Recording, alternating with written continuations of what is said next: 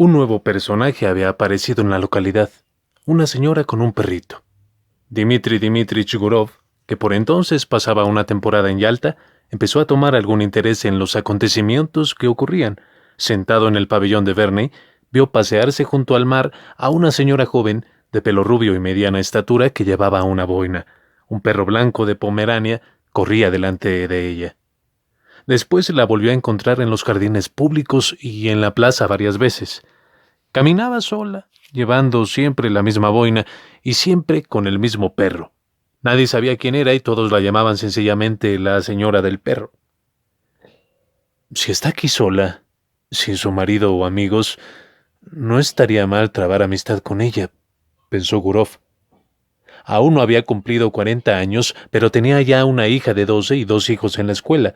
Se había casado joven, cuando era estudiante de segundo año, y por entonces su mujer parecía tener la mitad de edad que él.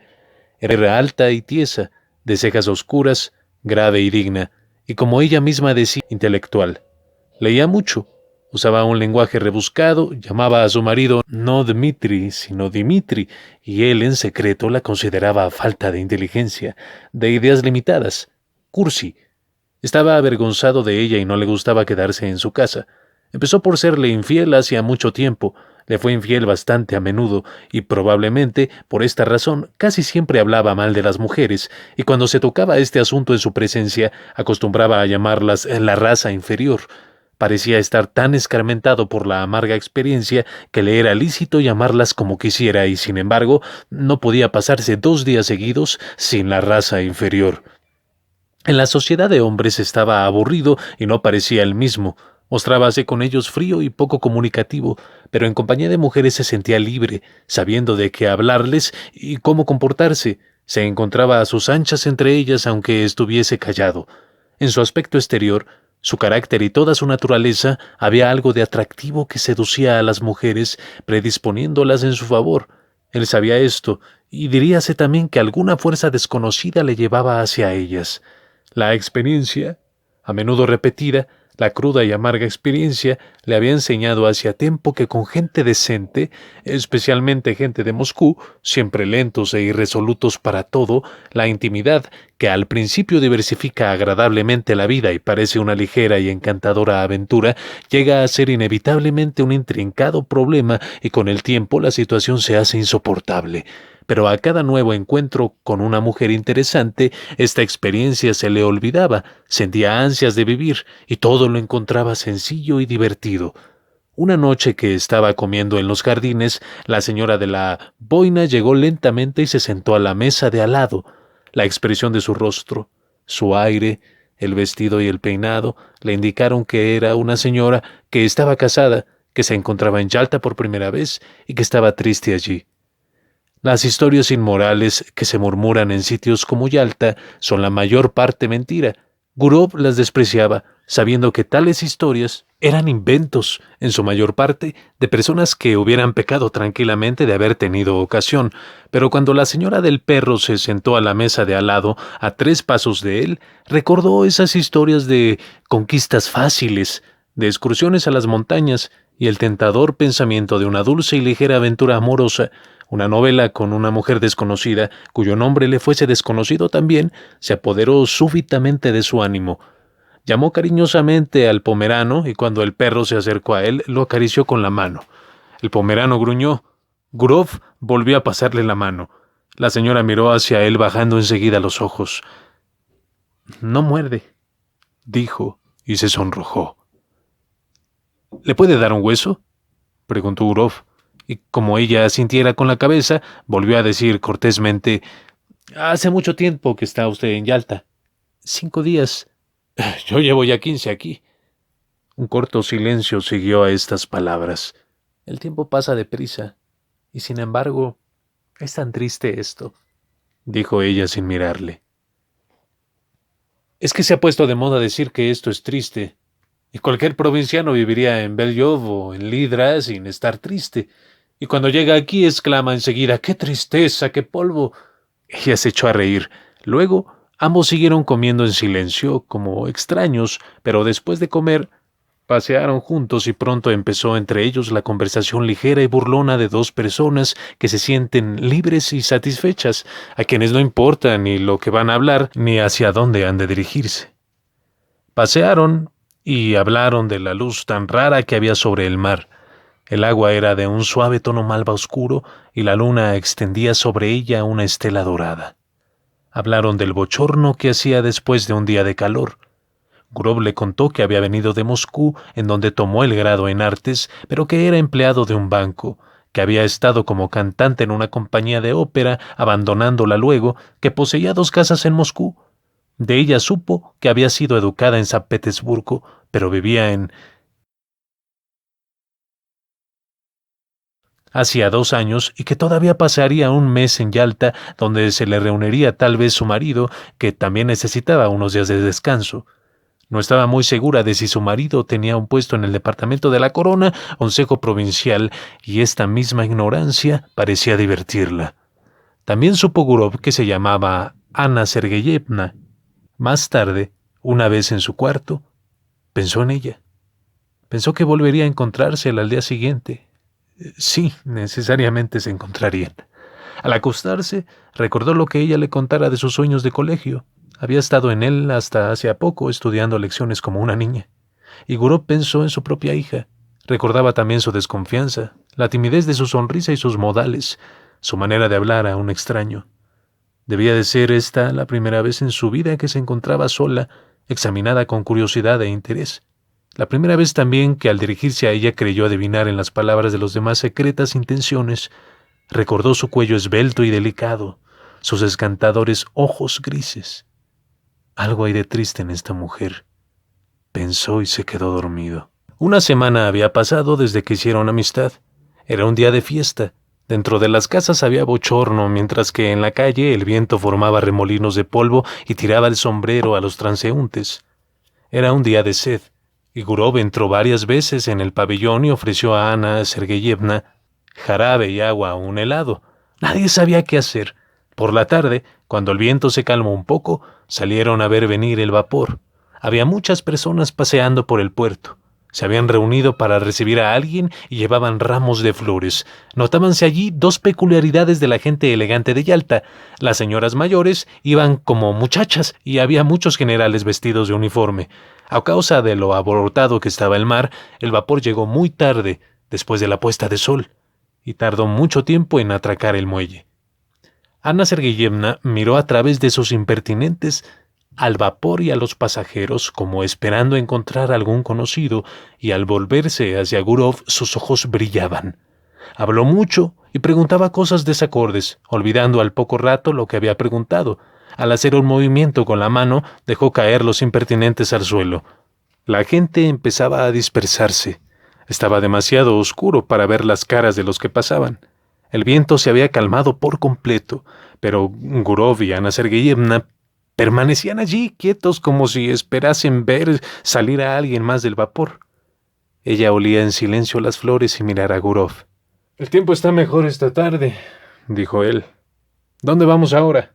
Ella no contestó. Cuando ni Yalta ni Oreanda existían, así se oye ahora y se oirá con la misma monotonía cuando ya no vivamos, y en esta constancia. Entonces Gurov la miró intensamente. Rozó su cuerpo con el brazo y la besó en los labios, mientras respiraba la frescura y fragancia de las flores. Luego miró a su alrededor ansiosamente, temiendo que alguien le hubiese visto. «Vamos al hotel», dijo él dulcemente. Y ambos caminaron deprisa. La habitación estaba cerrada y perfumada con la esencia que ella había comprado en el almacén japonés. Gurov miró hacia Ana Sergeyevna y pensó: «¿Cuán distintas personas encuentra uno en este mundo?».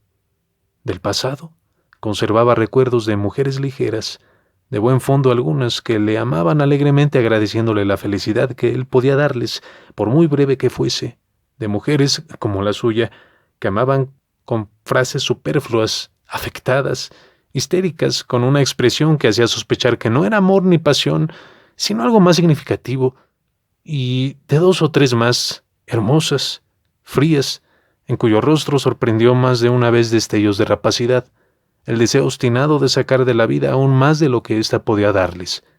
Eran mujeres irreflexivas, dominantes, faltas de inteligencia y de edad ya madura. Cuando Grove empezaba a mostrarse frío con ellas, esta misma hermosura excitaba su odio, figurándosele que los encajes con que adornaban su ropa eran para él escalas. Pero en el caso actual había la timidez de la juventud inexperta, un sentimiento parecido al miedo. Y todo esto daba a la escena un aspecto de consternación, como si alguien hubiera llamado de repente a la puerta. La actitud de Ana, la señora del perro, en todo lo sucedido tenía algo de peculiar, de muy grave, como si hubiera sido su caída. Así parecía y resultaba extraño, inapropiado. Su rostro languideció y lentamente se le soltó el pelo. En esta actitud de abatimiento y meditación se asemejaba a un grabado antiguo, la mujer pecadora. Hice mal, dijo. Ahora este será el primero en despreciarme. Sobre la mesa había una sandía. Grove cortó una tajada y empezó a comérsela sin prisa. Durante cerca de media hora ambos guardaron silencio. Ana estaba conmovedora. Había en ella la pureza de la mujer sencilla y buena que ha visto poco de la vida. La luz de la bujía iluminando su rostro mostraba, sin embargo, que se sentía desgraciada. ¿Cómo es posible que yo llegara a despreciarla?, preguntó Grove. No sabe usted lo que dice. Dios me perdone, dijo ella, y sus ojos se llenaron de lágrimas. Es horrible, añadió. Parece que necesita usted ser perdonada. ¿Perdonada? No. Soy una mala mujer. Me desprecio a mí misma y no pretendo justificarme. No es a mi marido, es a mí a quien he engañado. Y esto no es lo de ahora, hace mucho tiempo que me estoy engañando. Mi marido podrá ser bueno y honrado, pero es un lacayo. No sé qué es lo que hace allí, ni en qué trabaja, pero sé que es un lacayo. Yo tenía 20 años cuando me casé con él. He vivido atormentada por un sentimiento de curiosidad. Necesitaba algo mejor. Debe de haber otra clase de vida. Me decía a mí misma, sentía ansias de vivir, vivir, vivir. La curiosidad me abrazaba. Usted no me comprende, pero le juro a Dios que llegó un momento en que no pude contenerme. Algo fuera de lo corriente debió ocurrirme. Le dije a mi marido que estaba mala y me vine aquí. Y aquí he estado vagando de un lado para otro como una loca. Y ahora me veo convertida en una mujer vulgar, despreciable, a quien todas miran mal. Grove se sintió aburrido casi al escucharla. Le irritaba el tono ingenuo con que hablaba y aquellos remordimientos tan inoportunos. A no ser por las lágrimas hubiera creído que estaba representando una comedia. No la entiendo usted, dijo dulcemente. ¿Qué es lo que quiere? Ella ocultó su rostro en el pecho de él, estrechándole tiernamente. Créame usted, se lo suplico. Amo la existencia pura y honrada, odio el pecado. Yo no sé lo que estoy haciendo. La gente suele decir, el demonio me ha tentado. Yo también pudiera decir que el espíritu del mal me ha engañado. Shh, murmuró Grove. Después la miró fijamente, la besó, hablándole con dulzura y cariño, y poco a poco se fue tranquilizando, volviendo a estar alegre, y acabaron por reírse los dos. Cuando salieron afuera no había un alma a orillas del mar. La ciudad, con sus cipreses, tenía un aspecto mortuorio, y las olas se deshacían ruidosamente al llegar a la orilla. Cerca de ella se balanceaba una barca, dentro de la que parpadeaba soñolienta una linterna. Encontraron un coche y lo tomaron, yendo en dirección de Oreanda. Al pasar por el vestíbulo he visto su apellido escrito en la lista. Von Diderits, dijo Grove. ¿Su marido de usted es alemán? No. Creo que su abuelo sí lo era, pero él es ruso ortodoxo. En Oreanda se sentaron silenciosos en un sitio no lejos de la iglesia y mirando hacia el mar. Yalta apenas era visible a través de la bruma matinal. Blancas nubes permanecían quietas en lo alto de las montañas. No se movía una hoja. En los árboles cantaban las cigarras y solo llegaba a ellos desde abajo el cavernoso y monótono ruido de las olas hablando de paz, de ese sueño eterno que a todos nos espera. Del mismo modo, Debía oírse cuando ni Yalta ni Orianda existían. Así se oye ahora, y se oirá con la misma monotonía cuando ya no vivamos. Y en esta constancia, en esta completa indiferencia para la vida y la muerte de cada uno de nosotros, ahí se oculta tal vez la garantía de nuestra eterna salvación, del movimiento incesante de la vida sobre el mundo, del progreso hacia la perfección. Sentado al lado de una mujer joven que en la luz del amanecer parecía tan encantadora, acariciada e idealizada por los mágicos alrededores, el mar, las montañas, las nubes, el cielo azul, Gurov pensó lo hermoso que es todo en el mundo cuando se refleja en nuestro espíritu, todo menos lo que pensamos o hacemos cuando olvidamos nuestra dignidad y los altos designios de nuestra existencia. Un hombre pasó cerca de ellos, un guardia probablemente, los miró y siguió adelante. Y este detalle les parecía misterioso y lleno de encanto también. Luego vieron un vapor que venía de Teodosia, cuyas luces brillaban confundidas con las del amanecer. «Hay gotas de rocío sobre la hierba», dijo Ana Sergeyevna después de un silencio. «Sí, es hora de volver a casa». Y se volvieron a la ciudad. Desde entonces volvieron a verse todos los días a las 12, comían juntos, paseaban, contemplaban el mar. Ella quejábase de dormir mal, sentía palpitaciones en el corazón, le hacía las mismas preguntas, interrumpidas a veces por celos, otras por el miedo de que Gurov no la respetara bastante, y a menudo en los jardines, a orillas del agua, cuando se encontraban solos, él la besaba apasionadamente.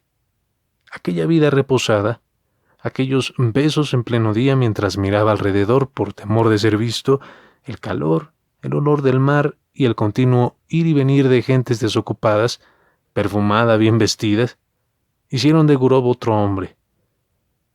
Encontraba a Ana hermosa, fascinadora, y así se lo repetía a ella.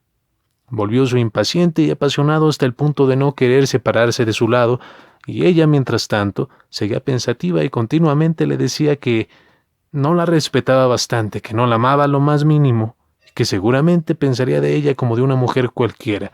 Todos los días, a la caída de la tarde, se iba en coche fuera de Yalta, a Oreanda o a la cascada, y estos paseos eran siempre un triunfo para ellos. La escena les impresionaba invariablemente como algo magnífico y hermoso. Esperaban al marido, que debía venir pronto, pero un día llegó una carta en la que anunciaba que se encontraba mal y suplicaba a su esposa que volviera cuanto antes. Ana se preparó, pues, a marcharse. «Es una buena cosa el que yo me vaya», le dijo a Gurov.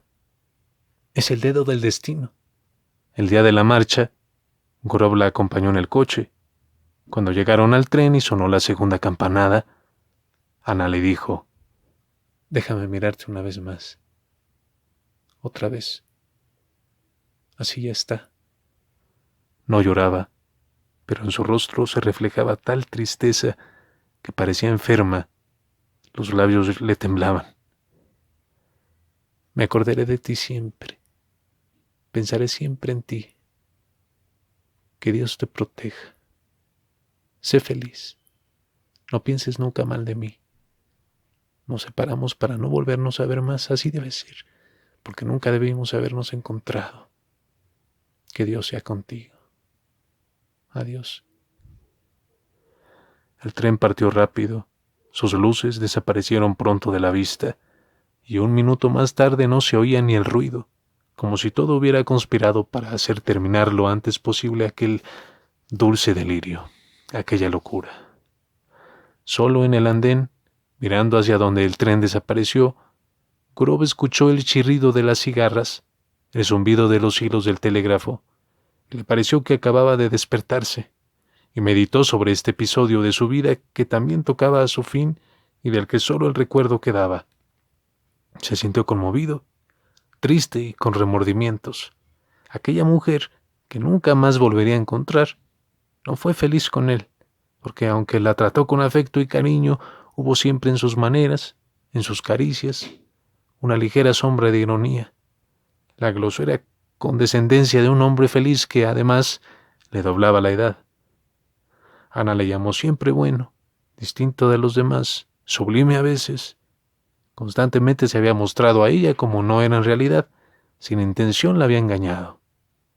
Un vago perfume de otoño dejábase ya sentir en la atmósfera. Hace una tarde fría y triste. Es hora de que me marche al norte, pensó Gurov al dejar al andén. Sí, ya es hora. En su casa de Moscú lo encontró todo en plan de invierno. Las estufas estaban encendidas y por las mañanas aún era oscuro cuando sus hijos tomaban el desayuno para irse al colegio, tanto que la niñera tenía que encender la luz un rato. Habían empezado las heladas. Cuando cae la primera nieve y aparecen los primeros trineos, es agradable ver la tierra blanca, los blancos tejados, exhalar el tibio aliento, y la estación trae a la memoria los años juveniles. Las viejas limas y abedules, cubiertos de escarcha, tienen una expresión simpática y están más cerca de nuestro corazón que los cipreses y las palmas. Junto a ellos se olvidan el mar y las montañas. Gurov había nacido en Moscú. Llegó a él en un bello día de nieve, y al ponerse su abrigo de pieles y sus guantes, al pasearse por Petrovska, al oír el domingo por la tarde el sonido de las campanas, olvidóse del encanto de su reciente aventura y del sitio que dejara. Poco a poco se absorbió en la vida de Moscú, leía con avidez los periódicos y declaraba que los leía sin fundamento. Enseguida sintió un deseo irresistible de ir a los restaurantes, a los clubes, a las comidas, aniversarios y fiestas. Se sintió orgulloso de hablar y discutir con célebres abogados, con artistas, de jugar a las cartas con algún profesor en el club de doctores. Ya podía hasta comer un plato de pescado salado o una col. Al cabo de un mes, le pareció que la imagen de Ana había de cubrirse de una bruma en su memoria y visitarle en sueños de cuando en cuando, con una sonrisa como hacían otras. Pero pasó más de un mes, llegó el verdadero invierno, y recordaba todo aquello tan claramente como si se hubiera separado de Ana el día antes. Estos recuerdos, lejos de morir, se avivaron en el tiempo. En la tranquilidad de la tarde, al oír las palabras de los niños estudiando en alta voz, o el sonido del piano en un restaurante, o el ruido de la tormenta que llegaba por la chimenea, volvía de repente todo a su memoria, lo ocurrido en el muelle en la mañana de niebla junto a las montañas, el vapor que volvía de Teodosia y los besos. Gurov se levantaba entonces y paseaba por su habitación, recordando y sonriendo. Luego, sus recuerdos se convertían en ilusiones. En su fantasía el pasado se mezclaba al porvenir. Ana no le visitaba ya en sueños, le seguía por todas partes como una sombra, como un fantasma. Al cerrar los ojos, la veía como si estuviese viva delante de él, y Gurov la encontraba más encantadora, más joven, más tierna de lo que en realidad era, imaginándosela aún más hermosa de lo que estaba en Yalta. Por la tarde, Ana le miraba desde el estante de los libros, desde el hogar de la chimenea. Desde cualquier rincón oía su respiración y el roce acariciador de sus faldas. En la calle miraba a todas las mujeres buscando alguna que se pareciese a ella. Un deseo intenso de comunicar a alguien sus ideas le atormentaba, pero en su casa era imposible hablar de su amor, y fuera de ella tampoco tenía a nadie, ni a sus compañeros de oficina, ni a ninguno en el banco podía contárselo. ¿De qué iba a hablar entonces? Pero es que había estado enamorado. ¿Hubo algo de poético, de edificante o simplemente de interés en su relación con Ana? Y todo se le volvía a hablar vagamente de amor, de mujer, y nadie sospechaba nada, solo su esposa fruncía el entrecejo y decía: «No te va el papel de conquistador, Dmitrich». Una tarde, al volver del club de doctores con un oficial con el que había estado jugando a las cartas, no se pudo contener y le dijo: «Si supieras la mujer tan fascinante que conocí en Yalta». El oficial entró en su trineo y se iba ya, pero volvió de pronto exclamando: «Dmitri, ¿qué? Tenía razón esta tarde. El esturión era demasiado fuerte». Aquellas palabras tan corrientes llenaron a Gurov de indignación, encontrándolas desagradantes y groseras. Qué modo tan salvaje de hablar, qué noches más estúpidas, qué días más faltos de interés, el afán de las cartas, la glotonería, la bebida, el continuo charlar siempre sobre lo mismo. Todas estas cosas absorben la mayor parte del tiempo de muchas personas, la mejor parte de sus fuerzas, y al final de todo eso, ¿qué queda? Una vida servil, acortada, trivial e indigna, de la que no hay medio de salir, como si se estuviera encerrado en un manicomio o en una prisión. Gurov no durmió en toda la noche, tan lleno de indignación estaba. Al día siguiente se levantó con dolor de cabeza, y a la otra noche volvió a dormir mal. Se sentó en la cama pensando. Luego se levantó y empezó a pasearse por la habitación. Estaba harto de sus hijos, del banco, y sin ganas de ir a ningún puto lado ni de ver a nadie. En las vacaciones de diciembre se preparó para un viaje. Le dijo a su mujer que iban a San Petersburgo a un asunto de un amigo y se marchó a ese. ¿Para qué? Ni él mismo lo sabía. Sentía necesidad de ver a Ana y de hablarle, a ser posible arreglar una entrevista con ella. Llegó a ese por la mañana y tomó el mejor cuarto del hotel. Un cuarto con una alfombra gris en el suelo y un tintero gris de polvo sobre la mesa, adornado con una figura de caballo que tenía el sombrero en la mano. El portero del hotel le informó necesariamente. Von Diderich vivía en una casa de su propiedad en la calle antigua de Gottschalk. No estaba lejos del hotel. Era rico y vivía a lo grande, tenía caballos propios. Todo el mundo le conocía en la ciudad. El portero pronunciaba Driditsis. Gurov se encaminó sin prisa a la calle de Gottschalk y encontró la casa. Enfrente de ella se extendía una larga valla gris adornada con clavos. Dan ganas de echar a correr al ver este demonio de valla, pensó Gurov, mirando desde allí a las ventanas de la casa y viceversa. Luego recapacitó. Era día de fiesta y probablemente el marido estaría en casa. De todos modos, era una falta de tacto entrar en la casa y sorprenderla. Si le mandaba una carta, podía caer en manos del esposo y todo se echaría a perder. Lo mejor de todo era esperar una ocasión, y empezó a pasearse arriba y abajo por la calle esperando esa ocasión. Vio a un mendigo que se acercaba a la verja y a unos perros que salieron a ladrarle. Una hora más tarde oyó débil e indistinto el sonido de un piano. Ana debía de tocar probablemente. De repente se abrió la puerta y una mujer vieja, acompañado del blanco y familiar pomerano, salió de la casa. Gurov estuvo a punto de llamar al perro, pero empezó a latirle violentamente el corazón y en su excitación no pudo recordar el nombre. Siguió paseándose y midiendo la empalizada gris una y otra vez, y entonces se le dio por pensar que Ana le había olvidado y se estaba a aquellas horas divirtiendo con otro, lo cual al fin y al cabo era natural en una mujer joven que no tenía otra cosa que mirar desde por la mañana hasta la noche más que aquella condenada valla. Se volvió a su cuarto del hotel y estuvo largo rato sentado en el sofá sin saber qué hacer. Luego comió y durmió bastante tiempo. ¡Qué estúpido!, exclamó al despertarse y mirar por la ventana. Sin venir a qué me he quedado dormido y ahora ya es de noche. ¿Qué hago? Se sentó en la cama que estaba cubierta por una colcha gris como las de los hospitales y empezó a burlarse de sí mismo. Sentí un fastidio terrible. Al diablo la señora del perro y la dichosa aventura. En buen lío te has metido, Gurov. Aquella mañana le había llamado la atención un cartel con letras muy grandes. La geisha iba a ser representada por primera vez. Al recordar esto, se vistió y se marchó al teatro. Es posible que ella vaya a la primera representación, pensó. El teatro estaba lleno. Como en todos los de provincia, había una atmósfera muy pesada, una especie de niebla que flotaba sobre las luces. Por las galerías se oía el rumor de la gente. En la primera fila, los pollos elegantes de la localidad estaban de pie mirando a la gente antes de levantarse el telón. En el palco del gobernador, su hija, adornada con una boa, ocupaba el primer sitio, mientras que él, oculto modestamente detrás de la cortina, solo dejaba visibles las manos. La orquesta empezó a afinar los instrumentos. El telón se levantó. Seguía entrando gente que iba a ocupar sus sitios y Gurov los miraba uno a uno con ansia. Ana llegó también. Se sentó en la tercera fila y Gurov sintió que su corazón se contraía al mirarla y comprendió entonces claramente que para él no había en todo el mundo ninguna criatura tan querida como aquella. Aquella mujercita sin atractivos de ninguna clase, perdida en la sociedad de provincia, con sus vulgares impertinentes, llenaba toda su vida, su pena y su alegría, la única felicidad que ambicionaba. y al oír la música de la orquesta y el sonido de los pobres violines provincianos pensó cuán encantadora era.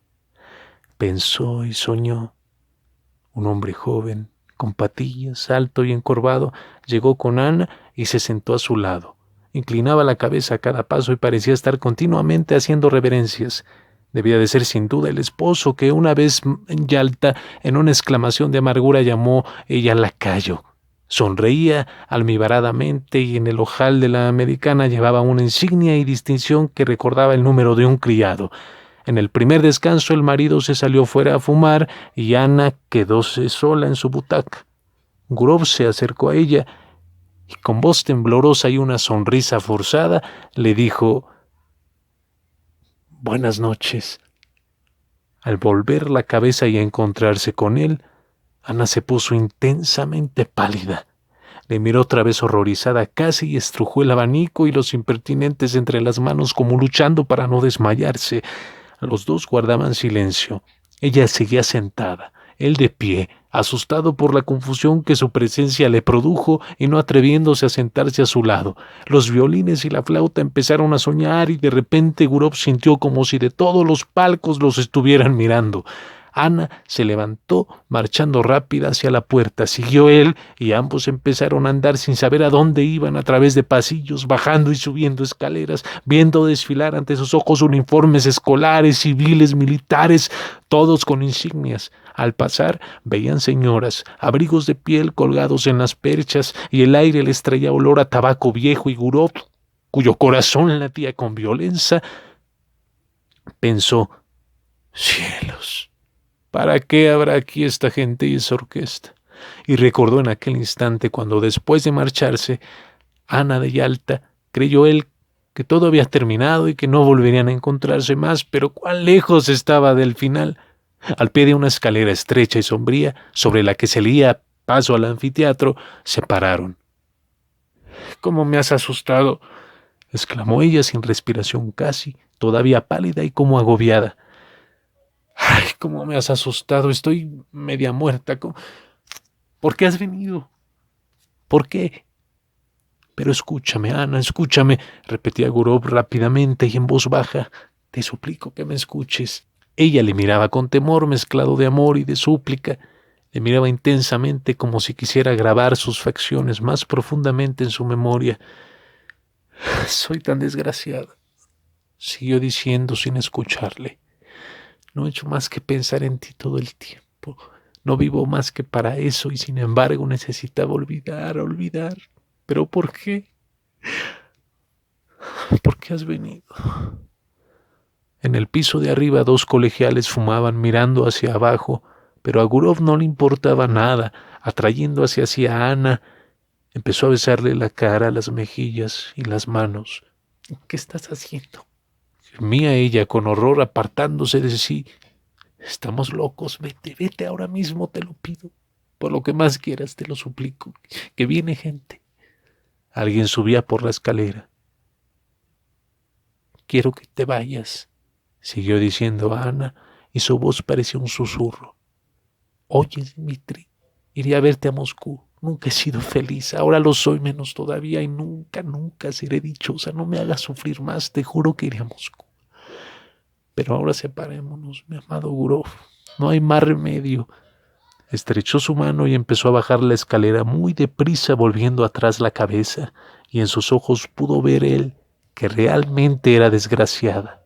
Gurov, pero un poco más, escuchó hasta que dejó de oírse el rumor de sus pasos, y entonces fue a buscar su abrigo y se marchó del teatro. Y Ana empezó a ir a verle a Moscú. Cada 2 o 3 meses abandonaba ese, diciendo a su esposo que iba a consultar a un doctor acerca de un mal interno que sentía, y el marido la creía y no la creía. En Moscú paraba en el hotel del Bazar Esclavo, y desde allí enviaba a Gurov un mensajero con una gorra encarnada. Gurov la visitaba y nadie en Moscú lo sabía. Una mañana de invierno se dirigía hacia el hotel a verla. El mensajero llegó la noche anterior. Iba con él su hija, a quien acompañaba al colegio. La nieve caía en grandes copos blancos. «Hay 3 grados sobre cero y sin embargo nieva», dijo Gurov a su hija. «Solo hay deshielo en la superficie de la tierra. A mucha más altura de la atmósfera la temperatura es distinta completamente. ¿Y por qué no hay tormentas en invierno, papá? Y le explicó esto también. Hablaba pensando que iba a ver a ella, que nadie lo sabía y probablemente no se enteraría nunca.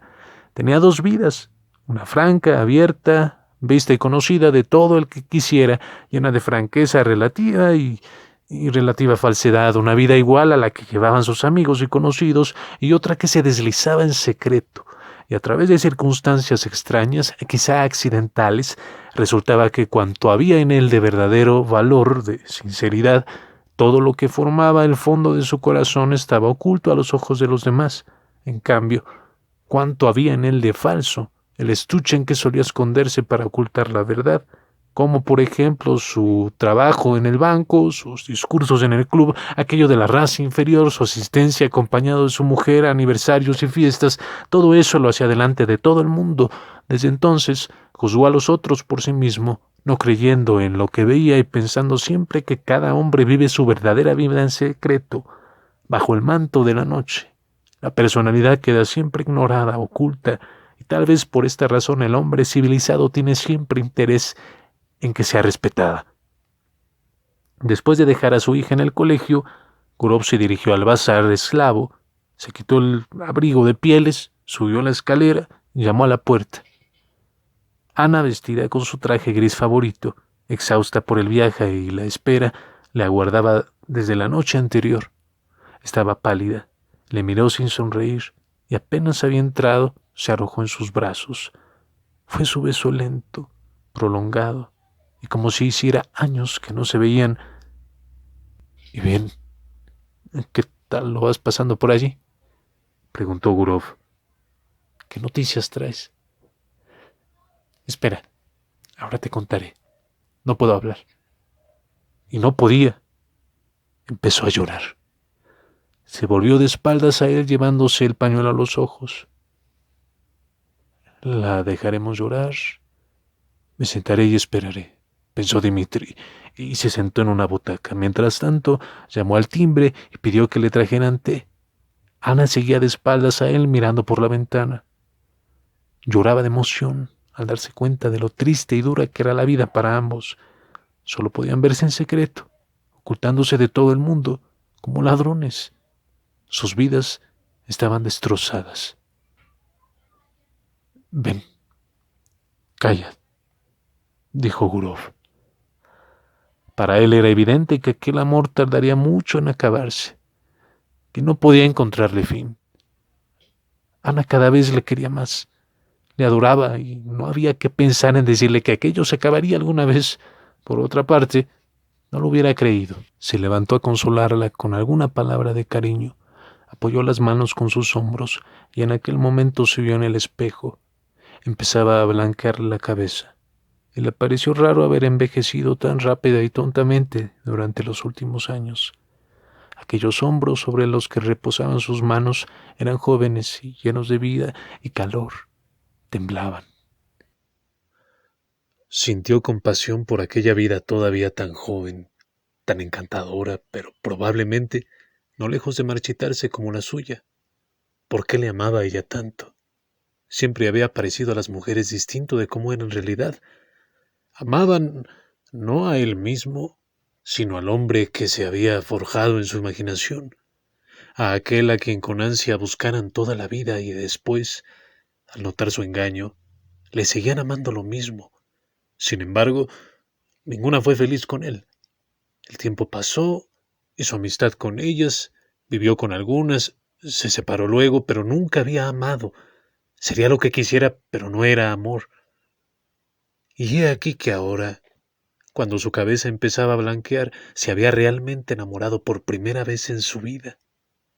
Ana Sergeyevna y él se amaban como algo muy próximo y querido, como marido y mujer, como tiernos amigos. Habían nacido el uno para el otro y no comprendían por qué ella tenía su esposo y él su esposa. Eran como dos aves de paso obligadas a vivir en jaulas diferentes.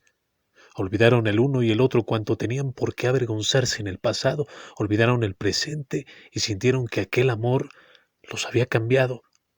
Otras veces, en momentos de depresión moral, Gurov se había reconfortado a sí mismo con razonamientos de alguna clase, pero ahora no le preocupaban estas cosas. Sentía profunda compasión, necesidad de ser sincero y tierno. No llores, querida, le dijo. Ya has llorado bastante. Vamos, ven, hablaremos un poco. Arreglaremos algún plan. Entonces discutieron sobre la necesidad de evitar tanto secreto, el tener que vivir en ciudades diferentes y verse tan de tarde en tarde, cómo librarse de aquel intolerable cautiverio. ¿Cómo? ¿Cómo? Preguntaba Gurov con la cabeza entre las manos, y parecía como si dentro de pocos momentos todo fuera a solucionarse y una nueva y espléndida vida empezara para ellos, y ambos veían claramente que aún les quedaba un camino largo, largo que recorrer, y que la parte más complicada y difícil no había hecho más que empezar.